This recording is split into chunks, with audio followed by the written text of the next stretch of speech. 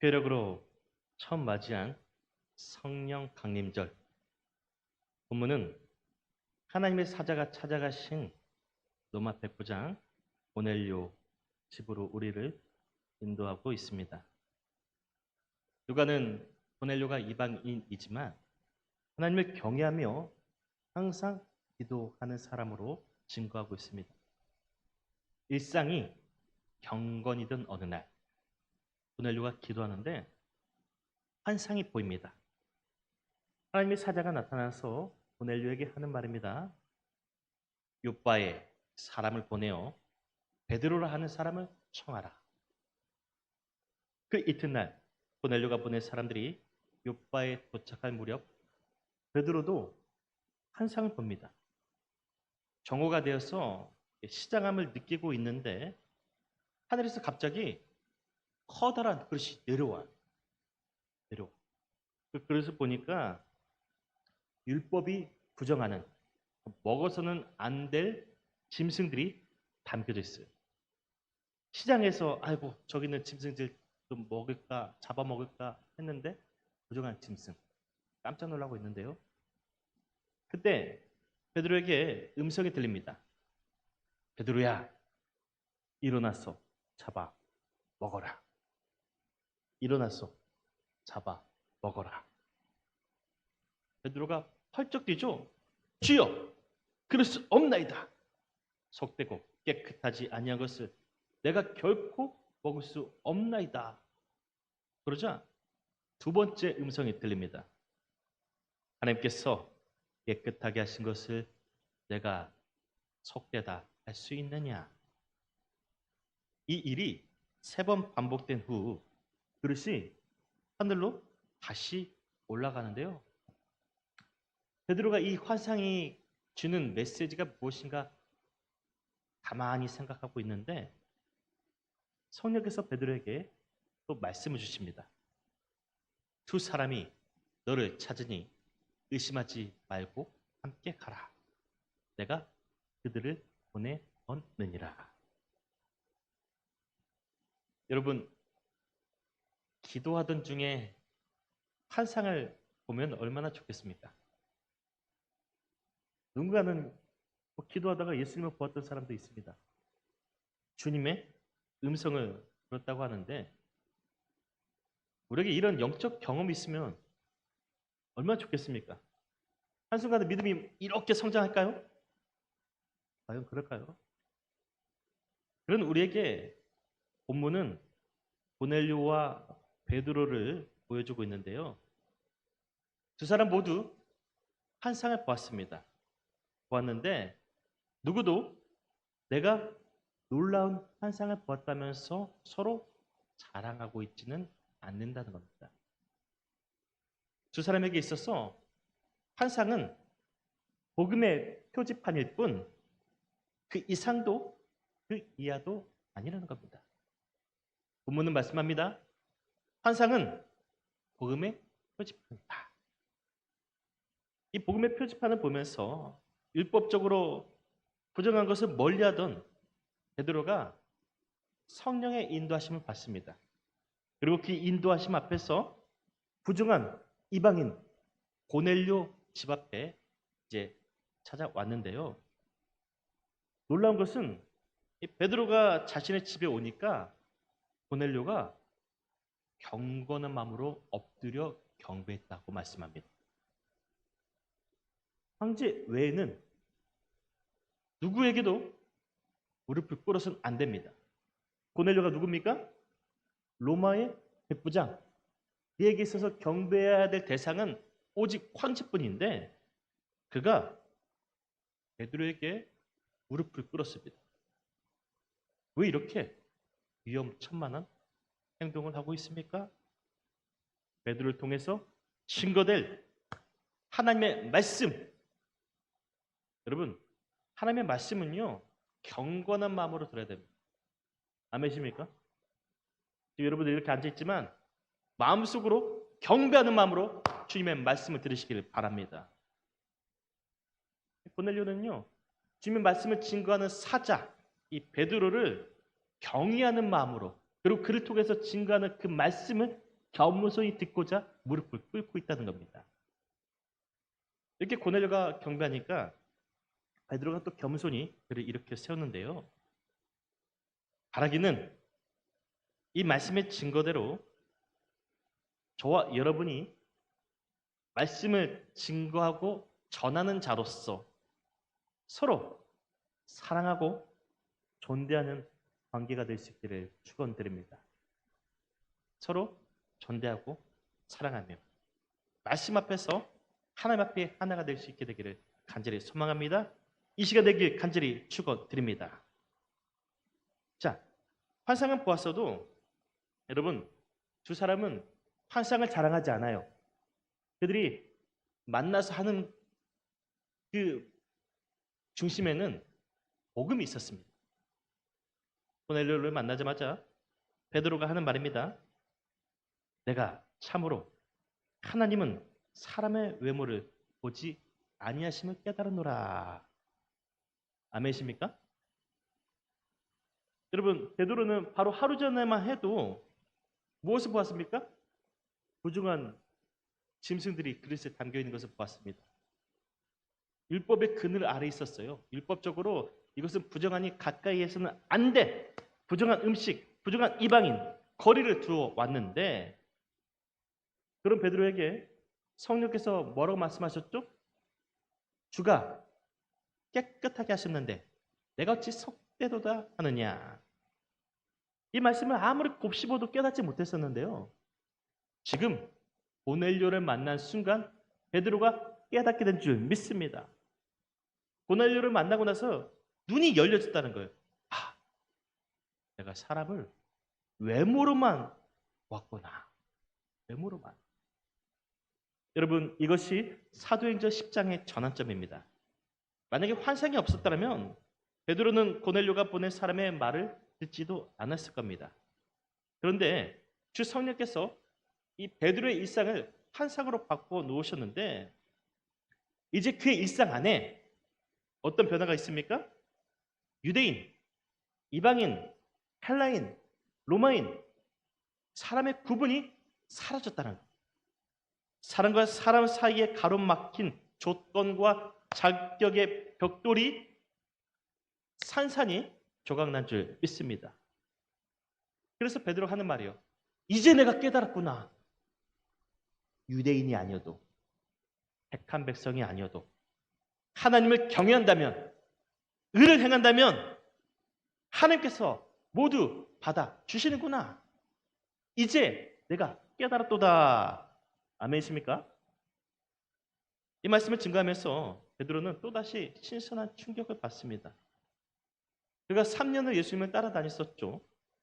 주님의 말씀도 직접 들었고 십자가의 부활도 경험했습니다. 또 오순절 성령 강림도 처음 했는데 야, 내가 아직도 모르는 게 너무 많구나. 내가 열심히 주를 따랐어도 성령 체험을 했어도 내가 모르는 신앙의 신비가 이렇게 많았던가 하는 깨달음이에요. 우리는 어떻습니까? 교회를 5월에 다녔습니다. 성경도 제법 압니다. 직분도 받았고 교회에서 여러 사역도 감당합니다. 나름 여러분 성령 체험하셨죠? 성령 체험했는데 아직까지 우리가 깨닫지 못하는 것들이 뭐라 돼? 너무 많이 있지 않습니까? 우리가 감히 주님에 대해서, 성령에 대해서, 성경에 대해서 다 안다 말할 수 있겠느냐 하는 겁니다. 여러분, 성령은 우리 가운데 역사하실 때요. 우리가 분명하게 균형 있는 시각을 가질 필요가 있습니다. 잘 들으십시오. 우리는 주로 성령의 역사를 사도행전적인 관점으로만 보려고 할 때가 있습니다. 이게 무슨 말이냐면 불의 혀와 같이 갈라져서 임재하셨고 방언을 주셨습니다. 예언을 말하게 하셨습니다. 환상을 보여주는 그런 신비적인 기사로만 우리가 성령을 떠올리곤 하는데요. 그런데 바울 사도는 다릅니다. 바울 사도는 사도행전전의 그 성령의 역사와 다르게 이 열매, 사랑, 희락, 화평, 자비 등 우리 일상에서 내주하시는 성령을 증거해 왔다라는 거예요. 균형 있게 봐야 돼요. 성령의 역사를 한쪽으로만 편향되면 안 된다는 거예요. 이런 놀라운 체험도 있지만 사랑과 희락과 화평과 자비와도 같은 그런 일상 안에 우리 가운데 내주하시는 성령과 동행하는 저와 여러분들 되시길 소망합니다. 무슨 말이냐? 결국 성령은 계시와 은사, 환상으로만 어떤 신비적인 그런 모습으로만 우리 가운데 역사하는 분이 아니라는 사실입니다. 솔직히 이 초자연적인 현상에 대해서 우리가 말한다 하면 혹시 우리 여기 노건사님들 그런 경험 하셨나요? 마을에서 구슬합니다. 구슬하는데 날카로운 이렇게 작두가 있어요. 작두가 있는데 작두에 무당이 올라가지고 어허이 하고 뛰어. 보신 적 있어요? 선생님 보신 적 있어요? 이거 어떻게 증명할 수 있겠어요? 이 빙의라고 하죠, 빙의. 죽은 사람이 산 사람 몸에 들어가서 그 음색과 똑같이 말하는 경우도 있고요. 캐톨릭 전통 안에는 시신이 썩지 않고 오랫도록 무려 300여 년 이상 동안 보존된 사례도 있습니다. 이런 신비적 현상을 우리는 어떻게 받아들여야 했습니까? 이렇게 말한다면 꼭 예수가 아니어도 이런 신비적인 사건이 일어나니 교회 굳이 다닐 필요 있어요? 예수 믿을 필요가 있습니까? 이렇게 생각할 수도 있는 우리에게 성경은 분명히 말씀합니다. 신비한 체험, 환상은 표지판이다. 표적이라고 말씀하죠. 예수께서 기적을 베푸셨을 때 표적, 이게 뭡니까? 표지판이다. 이 신앙 안에서 우리가 경험하는 놀라운 이런 역사들은 표지판이다. 그리고 그 표지판이 가리키는 것이 누구를 향하고 있습니까? 예수 그리스도. 이렇게 생각하면 어떻겠습니까? 고대 시대에는 지금처럼 신약과 구약 66권의 성경이 없었습니다. 따라서 당시에는 예언자나 택한 사람을 통해서 하나님께서 계시하셨습니다. 그런데 이 사도행전에서 환상에 대한 기사가 그렇게 해서 많이 등장하는데 현대는 어떻습니까? 우리 현대사회는 그때와 분명히 다른 게 있어요. 뭐가 다릅니까? 모든 사람이 이제는 성경을 가지고 있습니다. 성경을 읽고 있습니다. 성경을 보고 있습니다. 오늘도 우리는 이 성경을 펼치고 있지 않습니까? 자, 특별한 상황이 아니라면 하나님께서 굳이 환상이나 계시를 통해서 우리에게 증가하실 필요가 더 있겠느냐 하는 말씀이에요. 여기서 한 단계 더 나가볼까요? 여러분 한번 판단해 보십시오. 방언을 말해요. 환상을 봐요. 성령 체험을 했습니다. 이게 더 큽니까? 아니면 영원히 변치 않은 천지는 없어지겠으나 내 말은 영원히 기억되리라는 주님의 말씀, 성경이 더 큽니까? 무엇이 더 권위가 있어요? 다시요. 성령 체험의 권위가 있습니까? 이 놀라운 환상과 계시 은사의 권위가 더 있습니까? 예수 그리스도 말씀 그 자체이신 성경이 더 권위가 있습니까? 대답 좀 해주세요. 그래, 다음으로 넘어가. 이 신비적 사건입니까? 성경입니까? 오직 성경만이 우리에게 가장 큰 권위 있는 하나님의 선물인 줄 믿습니다. 오늘 누가 역시 우리와 동일하게 고백하고 있습니다. 다시 한번 돌아가 보겠습니다. 고넬료가 환상을 봤어요. 하나님의 사자가 나타났다고 했죠. 자, 그때 성령께서 이렇게 충분히 증거할 수도 있어요. 고넬료야, 내가 경건하고 구제 열심히 하고 기도를 열심히 하고 있는 것을 알고 있단다. 이제 내가 너에게 복음을 증거하노라. 예수 그리스도를 믿어라. 그가 십자가에서 모든 죄를 대속했고 고라했고 심판주로 올 것이다. 그를 믿어라. 증거할 수 있었습니다. 그런데 성령은 고넬료에게 뭐라고 말했습니까? 저 요바에 가서 베드로를 청하여 데려와라. 그를 통해서 복음을 들어라. 이거예요. 예수께서 왜 제자들 택하셨습니까? 제자들 통해서 주 예수의 말씀, 하나님의 그 복음의 신비를 증거하라 명령하신 거예요. 왜 하나님께서 저와 여러분들 택하셨습니까? 우리에게 주신 이 복음의 진수를 땅끝까지 증거하기 위함인 줄 믿습니다. 이게 영적인 질서예요. 성령께서 친히 말씀하실 수 있었어도 주님께서 제자들에게 위임하셨어요. 복음 사역을. 복음의 권위는 교회에 있다는 거예요. 교회의 복음의 권위를 주께서 친히 허락하실게 주님은 교회를 통해서 사도들을 통해서 저와 여러분들 통해서 복음을 증거하기 원하신 줄 믿습니다. 이거예요.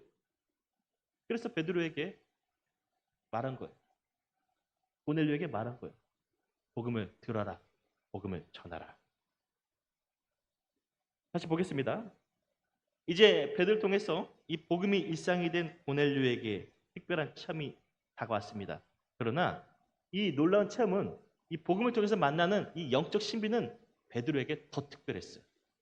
말씀을 통해서 증거되는 놀라움이 베드로에게 더 확장되지는데요. 그가 고넬료에게 복음을 증거하면서 뭐라고 전합니까? 36절에서 만유의 주 되신 예수 그리스도.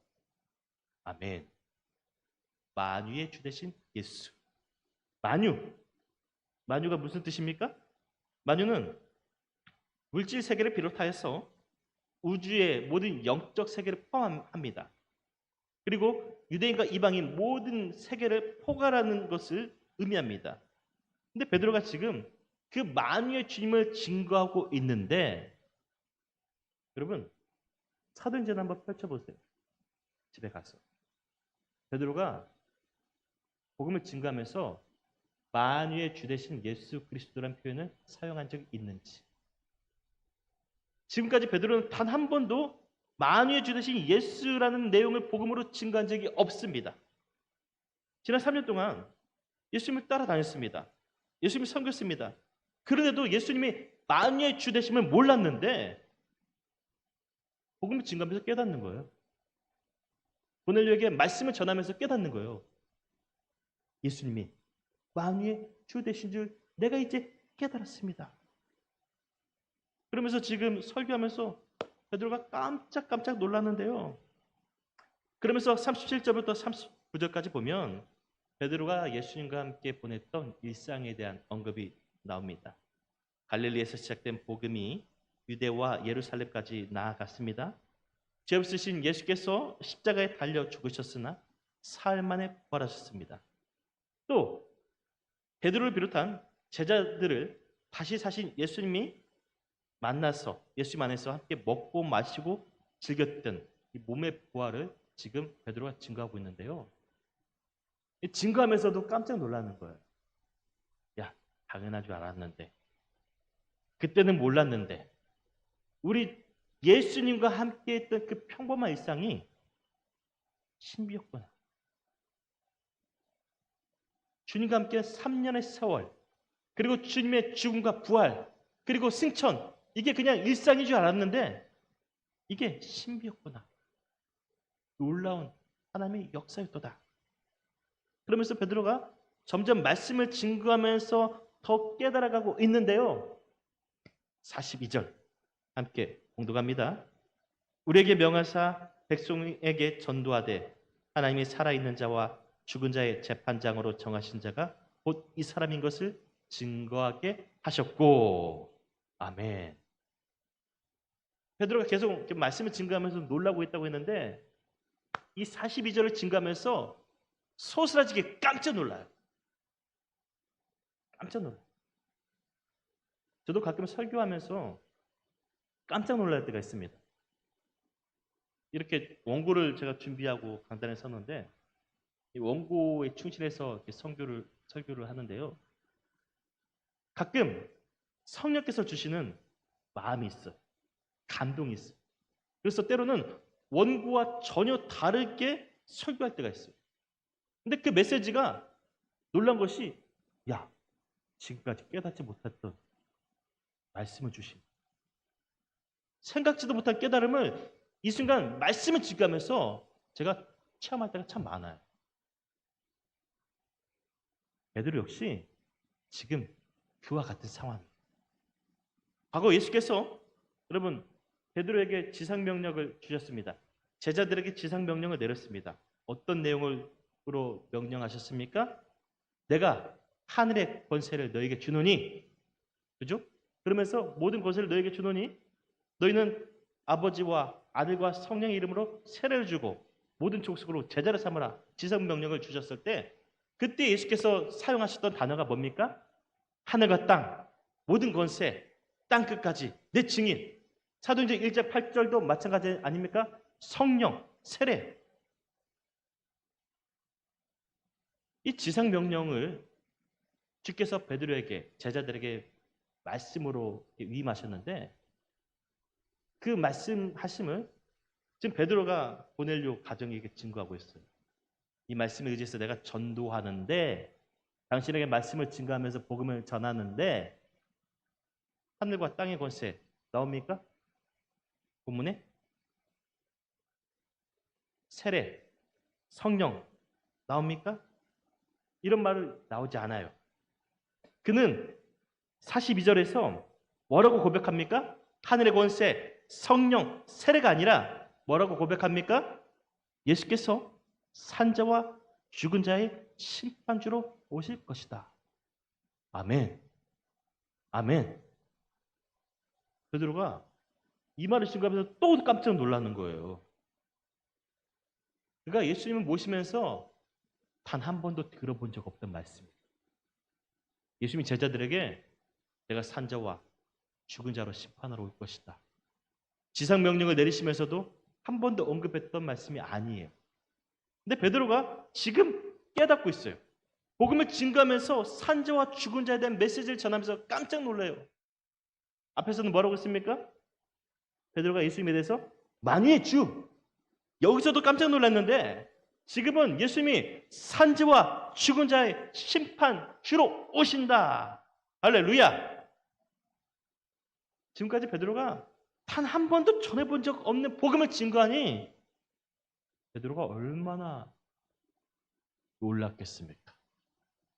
얼마나 이 말씀의 신비를 경험했겠습니까? 얼마나 내주하신 성령의 역사를 그가 경험하며 놀랐겠습니까? 여러분, 예수께서 산자와 죽은 자를 심판하러 오신다. 우리가 매 예배 때마다 사도신경으로 고백하죠. 산자와 죽은 자.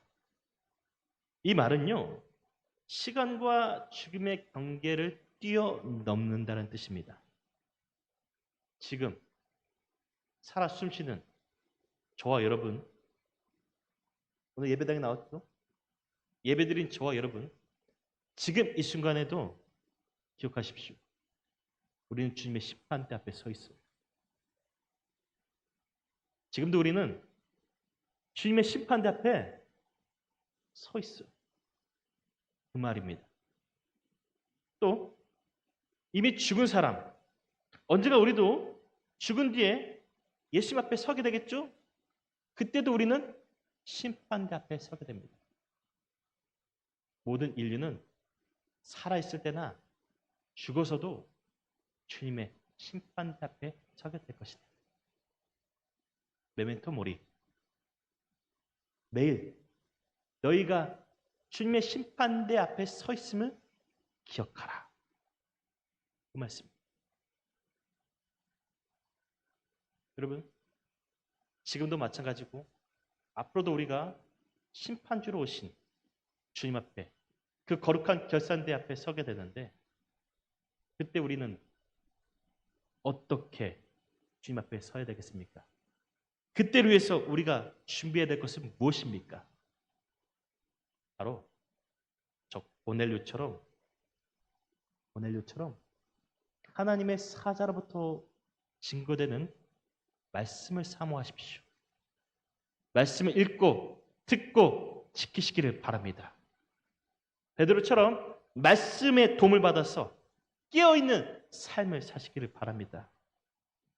베드로, 고넬료 두 사람이 본 환상과 좋게 비교할 수 없는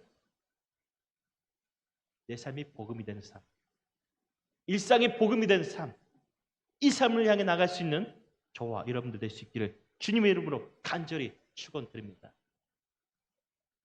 언젠가 어떤 권사님이 예배 끝나고 목사님 드릴 말씀 있어요 하고 간증한 이야기입니다. 그날도 오늘과 같은 주일이었습니다. 주일. 농경사회는, 지역사회는 빨라요. 그래서 새벽 3시, 4시부터 일어나서 논으로 밭으로 나가요. 비닐하우스로 나가서 일을 해요. 이분이 새벽부터 얼마나 고되게 일을 했는지 몸이 천근만근해요. 아휴, 너무 힘들어서 오늘은 못 가겠다. 주님도 다 아시겠지. 주님도 이해해 주실 거야. 하고 자리를 펴가지고 들어놓습니다. 누워있는데 갑자기 어디선가 음성이 들려와요. 일어나라. 교회 가서 예배해라. 깜짝 놀라가지고 누가 나 불렀나? 방을 둘러보니 아무도 없어요. 문을 열고 나가서 마당을 보니까 아무도 없어요. 뭐지? 하고 다시 돌아와가지고 야, 너무 피곤해서 내가 소리를 들었나 보다 하고 누워요. 눕는데 또다시 그 음성이 이번에는 더 쟁쟁하게 들리더라는 겁니다. 일어나라. 교회 가라. 가서 성경을 펼쳐라. 다시 깜짝 놀라 벌떡 일어나요. 아무도 없어. 주님이 나를 만나기 원하시는구나. 그 음성을 듣는 순간 무겁던 몸이 가벼워져요. 그리고 주일 예배를 드립니다. 예배 후 그분이 이런 간증을 하면서 결론적으로 하신 말씀입니다. 목사님, 제 일상 중 하나였던 예배가 이렇게 특별할 줄 몰랐어요. 습관처럼 드렸던 예배였는데 그 예배가, 그 말씀이 이렇게 제게 특별할 줄 몰랐어요. 주님, 더 사모하겠습니다. 이제 말씀에 결론을 맺으려 합니다. 성령은 과거나 현대나 우리에게 동일하게 오십니다. 여러분들, 성령은 지금까지 우리와 함께 해오고 계시는데요. 한번 스스로를 돌아보십시오. 처음에 예배당에만 다녀갔던 우리의 믿음. 가만히 앉아서 예배만 드리고 마당발만 받고 다녔던 우리 믿음. 언제 이렇게 자랐습니까? 이 믿음을 누가 키워주셨습니까? 환상을 보거나 주의 음성을 들은 것도 아닌데 우리의 신앙의 키는 언제 이렇게 자라났습니까? 주 성령께서 우리 일상에 내주하사 기도하게 하시고 말씀 보게 하시고 깨닫게 하시고 사역하게 하시고 돌보시고 나로 여기까지 성장시켜 주신 줄 믿습니다. 우리 일상 가운데 함께 계신 주님이란, 여러분, 이 주님 우리가 지금도 동행하기 원하십니다. 지금보다 더 신앙이 성장하기 원하십니까? 고넬료처럼 복음을 더 사모하십시오. 예배를 사모하시기를 바랍니다. 그의 마당만 받고 가는 자리에서 더 봉사하고 섬기는 그 직분을 붙잡으시길 바랍니다. 주께서 우리로 더 자라나게 하여 주실 줄 믿습니다.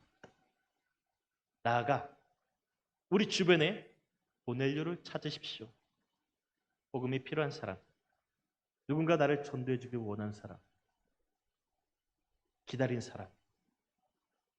자세히 보면 우리 주변에 꽤 많이 있습니다. 옆 사람 보지 마시고. 그분이 그 고넬료와 같은 사람이 우리 곁에 있다면 지체하지 마시고 베드로처럼 가세요. 성령이 우리를 통해서 우리 일상 가운데 일하기 원하십니다. 내가 가서 증거하는 순간 나도 모르게 깨달을 거예요. 야, 내가 이렇게 말씀을 잘 증거했나? 내가 이렇게 복음을 잘 증거했나? 내가 그동안 깨닫지 못했던 복음이 증거되네. 나를 통해서 일하시는 하나님, 나를 통해서 고넬료를 찾으신 하나님, 우리 일상이 신비가 되게 하시는 주 성령과 함께 이번 한 주간 더 영적으로 풍성하게 살아가는 저와 여러분들 되시기를 주의 이름으로 축원드립니다. 기도드립니다. 주님, 성령은 오늘도 저희 가운데 오셨습니다. 내주하여 주고 계심을 믿습니다. 우리 가운데 계셔서 말씀이 들려지게 하여 주시고 그 말씀에 도전받게 하여 주셨고 우리 일상을 움직여 주실 주 성령님, 오늘 또 앞으로 우리 모든 삶을 주님께 맡깁니다. 주님과 더 힘써 동행하며 우리 일상이 내주하시는 성령과 함께 더 특별해지고 그 성령이 주시는 말씀과 예수의 그 십자가의 은혜를 깨닫게 하여 주사 신앙에 또 영적으로 믿음의 장성한 분량을 향해 나갈 수 있는 저희들 되게 도와 주옵소서. 예수님의 이름으로 기도드리옵나이다. 아멘.